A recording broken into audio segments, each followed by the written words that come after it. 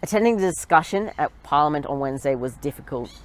I didn't expect it to impact me as much as it did. I move Notice of Motion 124 that this House, 1, recognises that medical affirmation of gender dysphoric children and adolescents is currently one of the most controversial areas of medicine. Moira Deeming put forward a motion to have a parliamentary inquiry into the child gender clinics, the so-called affirmation model, which is doing so much harm to children. After years and years of collecting evidence, there is a growing international concern over the proliferation of medicalised gender affirmation interventions on minors, which have been shown to have extremely low certainty of benefits and extremely high significant potentials for medical harm. I predicted that her Liberal colleagues, the same ones who expelled her for her advocacy on behalf of girls and women, would not support her.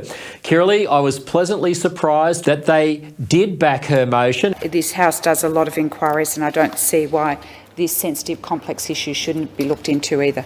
What do you think brought about the change of heart in the Victorian Parliamentary Liberal Party? Well, hopefully just common sense and decency, Lyle, because how can you oppose wanting best evidence-based care for children? There is no good evidence on what sort of harm these treatments might be doing to children. We really have to get to the bottom of how we are treating minors with permanently disfiguring medical, pharmaceutical and even surgical applications. Now, the Labor and the Greens did oppose that motion and argued against it. Ill-informed motion led by Ms Moira Deeming in the other place. We know that this rhetoric hurts. We know it causes harm. Hearing the Minister for Health say the motions were unacceptable and hateful towards trans people, honestly, it was embarrassing. This kind of rhetoric stifles the ability to even have a discussion. Why is it that every time someone wants to talk about this, the reaction from activists, from people in the government, is to shut them up? Call out deliberate campaigns of trans hate.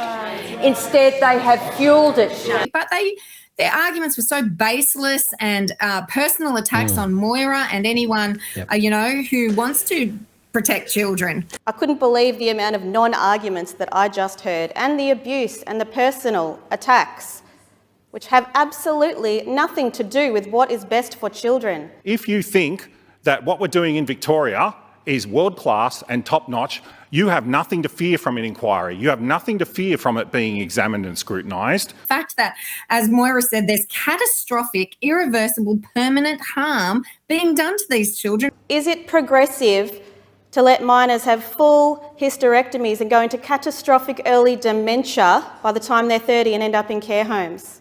I don't think so. I don't actually think that sounds anything like love. I walked away feeling that I didn't matter to most in that room. Many didn't make eye contact, let alone acknowledge me. To me, this highlights that there is an acceptable level of collateral damage for these bad ideas and bad policies. This is not going away. This debate will continue whether they like it or not, whether they want to be a part of it or not, because this is about the children.